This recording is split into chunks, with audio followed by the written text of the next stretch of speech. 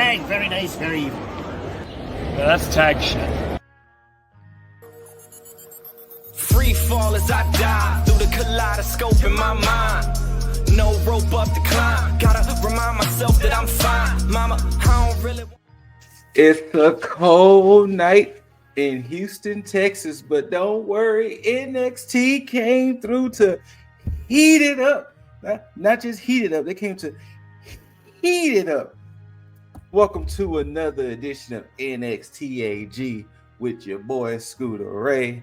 Shout outs to the T.A.G Nation. Shout outs to the T.A.G brethren. Lip Dizzle, current predictions champ and holder of the T.A.G in the break, T.A.G in the bank briefcase. Shout outs to Jaeger Bombastic, the heartthrob, and shout outs to the Forbidden Door, Juggernaut 097. New Year's Evil. It was actually a pretty decent show. There are some things I would have switched around match card wise, but overall, I enjoyed the show from start to finish. And if it shows in reverse, start to finish. Now, before we get into it, we are introduced to our new commentary team on NXT. We still got Booker T. We still got Vic Joseph. And they are now joined by Corey Graves. And officially, Joe Tessitore and Wade Barrett will be doing SmackDown. Now, I'm pretty sure this is probably a placement holder for Graves at the moment, because I'm pretty sure there's going to be times where Pat McAfee, I couldn't think of his name, sorry. Well, Pat McAfee may have to step away from his other commitments, and that's probably when Graves are going to step back into on Raw on Netflix. But NXT, New Year's Evil, let's get into it. This match, in my honest opinion, should have been the final match of the night. And I'm going to tell you what was the final segment, but the final match of the night, only because the women have been killing it. The women have been doing their due diligence in NXT, and I feel like it should have been showcased as such, especially with this one being a rematch. This should have been the final match of the night. But Julia Roxanne Perez for the NXT Women's Championship opened the match, and to me, this match was just as good as their previous. And it was back and forth. It was good. It had some false finishes. Now, of course, when you hear me do these reviews, it felt like a title change. As much as I love me some Roxanne Perez, I've been championing Roxy ever since she has been there, but it felt like a title change. And ultimately, Julia gets that belt up off Roxy. And now we are in the age of the beautiful madness. My personal opinion, I can see February 1st, Roxanne Perez in that Women's Royal Rumble. And possibly go ahead and being on the main roster. They may do a rematch. But I can definitely see Roxy being on that main roster. And I hope they have something for her. I hope they do her justice. Not saying she needs to come in immediately and just win championships, but do her justice and book her as a heel, because she's better as a heel than a face, and just have her just be dominant. Have her be dominant, because though she is small in stature, she has the skill and she has the work that makes her look believable, even if she's going against women taller and bigger and whatever than her. So please do Roxanne Perez justice on the main roster. And I'm excited to see the beautiful madness title reign. I'm excited to see what she's gonna do as champion. I can pretty much see her potentially holding the belt for the rest of this year, unless they feel that, hey, we need to get her on this main roster ASAP. I can truly see her being champ for the duration of this year. And like I said, unless something happens, I can see it. But yeah, congratulations again to Roxy for 2 reigns, being, I want to say, the 3rd longest women's champion consecutively with the belt and everything. And I hope this is your chance to, I hope this is your time to be called up. And I hope you kill it on the main roster. And Julia, let's bleeping go. And let's see how the beautiful madness era in the women's division go. Next up, we have a fatal 4-way to determine Fallon Henley's challenger for the women's North American championship. We have former champ Kalani Jordan versus Cora Jade versus Stephanie Vercure versus Lola Vice. Once again, these women went out there and did the damn thing. I can appreciate them kind of letting Lola and a little bit of Cora shine. The ending of this match got a little weird because the way it was set up and the way it was looking, I honestly thought Cora Jade was going to pull out her kendo stick and just start whacking everybody to get the dub. But ultimately, it led, if I remember correctly, it led to Stephanie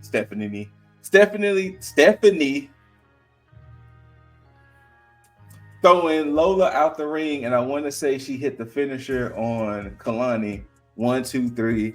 Stephanie Vercure wins the fatal 4-way match.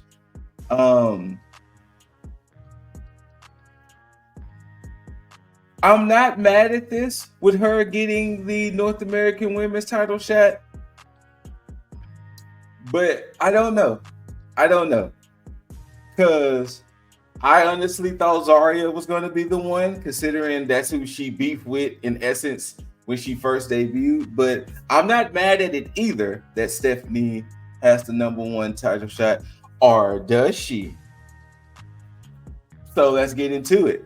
And the fact that they just knocked out the women's matches all in a row was just crazy. But before I get into this match, we did get a segment of Eddie Thorpe beat up in the back. And of course, Ava was like, whatever, Eddie. And Eddie was like, no, Ava, for real, I was beat up. And she was like, okay, but the match is still happening with you in it. We also get a segment of Ethan Page doing what he did to Javon. Then we cut to a segment of Javon with his mouth wire shut. And he's basically saying, I'm getting revenge for what you did to me and for what you did to Cedric. So count your days, Playboy. You know, he could barely talk. He can't eat. His jaw still hurts. But he was like, count your days, Paige. Count your days. Then, of course, the Fatal 4-Way. Then we get a segment of the Unholy Union, which, of course, is Alba Fire and Isla Damn. And Ava was telling them that, hey, you two are going to take on the Meta Girls. And I forgot who else. I forgot if it was a multi-team situation, but the winner will be next in line for the women's tag team championship. So that will be next week on NXT. Then when the Unholy Union was leaving, Oba comes in and he tells Ava, nah, Eddie ain't lying. I beat him up. I beat him up for him smashing that award on me last week. And Ava was like, okay, but the match is still happening. Oba was like, I don't care. The outcome is still going to be the same with me being the champ. And just leaves. Then we get Fatal Influence versus, like I said before, the Misfits. Eloquently calling this group the Misfits. A pretty solid 6-woman tag. I mean, you know, sometimes you got to kind of have that cool down match, especially when you kind of had a championship match and another like multi-woman match for stakes. So you kind of had to have this cool down a little bit with the Fatal Influence versus the Misfits. And ultimately, the Misfits get the dub. And not only does the Misfits get the dub, but Shotzi pins Fallon. And that's why I said the plot thickens. And I'll get to that in a moment. So after this match, we get a segment of OTM talking that, hey, next week, we taking them titles off of Fraxium. we getting them belts off of Fraxium. I can't wait to see, because I'm officially on board by saying these are the new tag team champions. If they not, then I don't know who Fraxium losing that belt to. Then we get a segment of Ethan Page talking to Ava, and Ethan Page is like, look, yeah, I did what I did to Javon, and y'all show it every week, and he's kind of getting in Ava's face, and then The Rock, who they shows up earlier, he's back there like, hey, is there a problem back here? And of course, if y'all didn't know, Ava and The Rock are daughter and father. Yeah, I said it that way because I said Ava's name first. So yeah, they're daughter and father. So, and they was basically having a little interaction, and Rock was like, hey, I'm the final boss, I'm the boss. But here, she's the final boss. So we're good until we're good, but you got to be good with her as well. And little things like that. So, and then of course Ava and Rock have a moment, and Ava and Rock was like, I don't know what to say. I'm here. And she was like, I understand. You've been entertaining millions and millions, but this NXT crowd is different. You may not know what to say, but when you get out there, you'll figure it. You'll figure it out. Then we get the sudden death rules of Charlie Dempsey, Lexis King for the Heritage Cup Championship. And this picture of Charlie Dempsey that I'm just paying attention to looks wild. They got Dempsey looking wild in this photo. But hey, so of course it was a bit of the controversy about how Lexis King won, and due to the fact of him winning from disqualification, does that truly mean that the cup switches hands? So they made this sudden death. There's one fall to a finish, no time limits, no breaks or anything. The first pinfall, submission, that's what's going to determine the champ. Lexis has been trying to do things the right way. He's been trying to do things fair and square. And ultimately, what happens with this match is Dempsey tried to go for a leapfrog, and Lexis was ducking under, but boom, he ended up accidentally low blowing Dempsey. So while Dempsey is on the ground recovering from the accidental low blow, King was like, I got to do it. I'm sorry. Wow. Coronation. 1, 2, 3. Officially and new Heritage Cup champ, Lexis King. So we'll see how that goes. We'll see how that goes, and we'll see the continuation of this. And we'll see how that goes. We'll see if Dempsey's gonna get a rematch or he's gonna just let it ride. But hey, Lexis King is officially the Heritage Cup champion. Next up, we get a segment with Stephanie back there with Ava and Fallon, and they was like, hey, Stephanie was like, I'm ready to do this. And Shotzi comes back there and was like, hey, I just pinned Fallon. So wouldn't that make me the next contender? And Stephanie was like, I just got through beating 3 women to earn this. So they get in each other's face, and Fallon was like, well, why don't y'all take care of this, and I'll see y'all later. So Ava essentially makes the match for next week, Stephanie versus Shotzi. Then now that's probably going to determine the number 1 contender to the Women's North American Championship.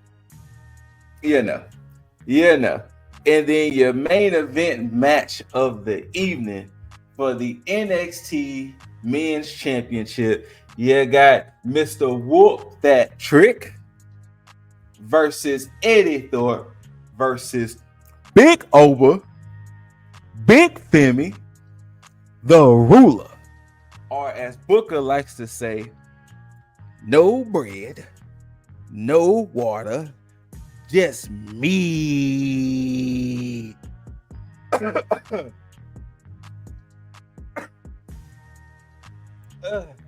Voice. I don't see how Booker does it, but kudos. That's why I'm not on the camera, so y'all don't see me recovering. But we're here. Now, since Eddie Thorpe was still recovering, it was essentially a one-on-one match. Now, of course, for those keen wrestling fans, you knew what was going to happen, but you just didn't know when it was going to happen. But essentially, it was a one-on-one match. And it kind of gave us a glimpse of what we should have saw when it was just Oba versus Trick instead of, Eddie being involved. And this would have actually been a pretty interesting fight. Now, when I said what I said in the beginning of the video, I wasn't saying this match wasn't worthy of the main event spot. It was just since the women have been killing it, and that was technically more story and more going into it, in my personal opinion, in the women's division, that this should have been the final match of the evening. So, but this one was just as fine, because even if it was still just Trick and Oba, this would have still been fine of a match. But they was going back and forth. Trick was trying to use his speed and his power, which, Oba was like, I'm going to just muscle you, big dog. I'm going to just muscle you. And Oba went for his pop-up power bomb. And right when the ref was counting the 3, the ref was pulled out of the ring by a chair-wielding Eddie Thorpe. And he was trying to make a difference. But at this point in the match, and not to disrespect Eddie Thorpe, because I've been praising him as of late. At this point in the match, it was almost too close to the end, because literally this was the closing moments. And Eddie Thorpe tried to come out there. Oba was beating up on Eddie Thorpe. Trick recovered. I know he hit the trick shot on Oba. Oba kicked out, and they was really just going back and forth. And then the closing moments of the match, which I can appreciate how they closed it. Thorpe was in one corner with the chair. Trick was gearing up for the trick knee, the trick shot. And when they went, Oba moved. Trick shot the chair, which I think it deflected into Thorpe, but Thorpe got thrown out the ring. Oba hit the power bomb again, and 1, 2, 3. Big Oba is the new NXT champion. And I appreciate the fact that he pinned the champ. He didn't pin Eddie Thorpe. He pinned the champ. Big Oba did what he said he was going to do and walk out NXT champ. Whether we liked it or not.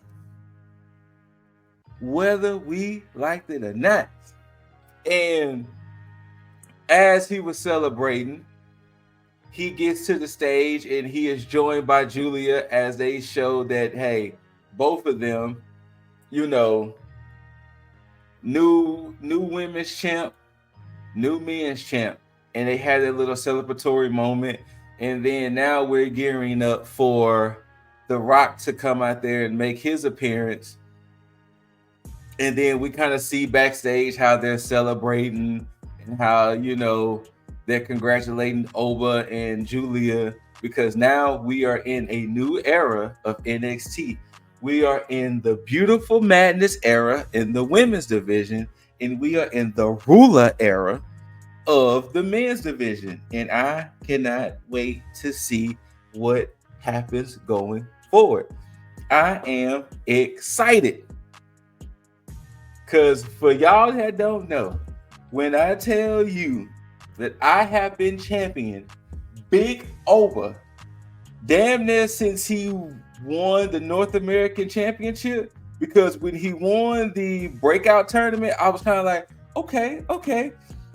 But seeing him win the North American Championship and how he was booked going forward up until now, I am on the hype train. I am a first class ticket member of being an Oba feminist. Yep, that's what his fan base is called, the Oba feminist. Don't be mad at me. I am an Oba feminist. Got to get her drewski. But yes, then we get the moment that has been building up for the whole show. We get the final boss. We get The Rock.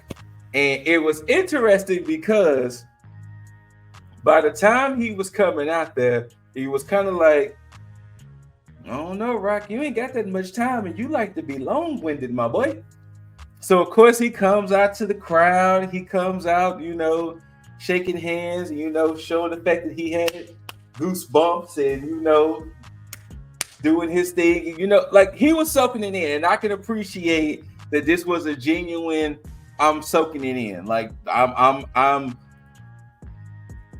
being my first time in NXT and everything, I'm soaking in the fact that I'm here and the people are loving me, the people are loving it, and all of this. So you could definitely tell he was genuinely happy to be there. Like it wasn't no like, oh, I'm just here to phone it in, or I'm just here to kind of just say, oh, I'm gonna be here. No. It was a genuine, I'm happy to be here and let's do this. Now, unfortunately, by the time he started talking, he was like, oh, they said I only got like 6 minutes and such seconds left. So I'm going to make this the best 6 minutes, such seconds that everybody has.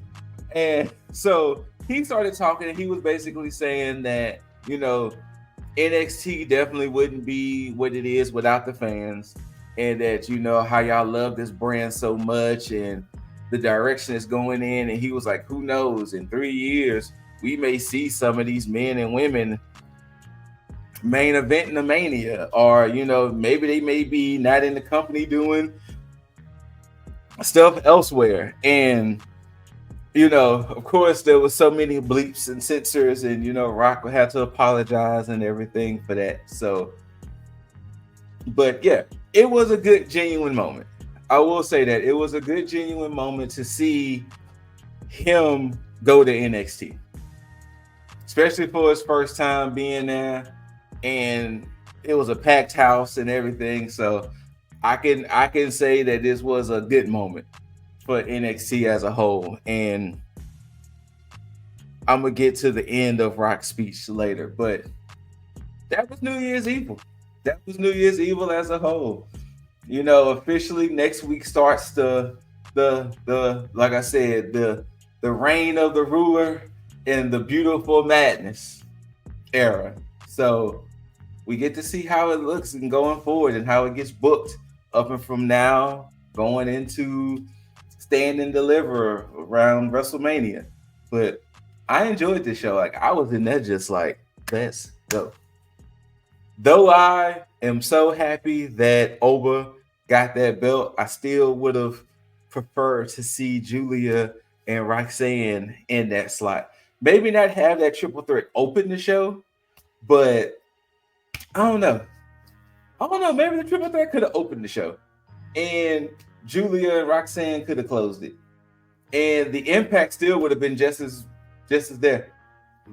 Trick losing the belt, Julia gaining the belt, and Oba and Julia celebrating together. Like I still think it still would have did what it did, but I can see why they booked it the way they booked it. Don't get me wrong. I can see why they booked it the way they booked it.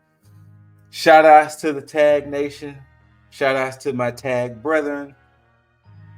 Whether you loved it or hate it, don't forget to rate it. Thumbs up, thumbs down. Like, share, comment, subscribe. No, sorry. Tag that subscribe button. Then you got to tag that notification bell so you can be notified for things we post on Tag. And that way you can just welcome yourself into the Tag Nation, into the Tag family. You'll love it here. You will love it here.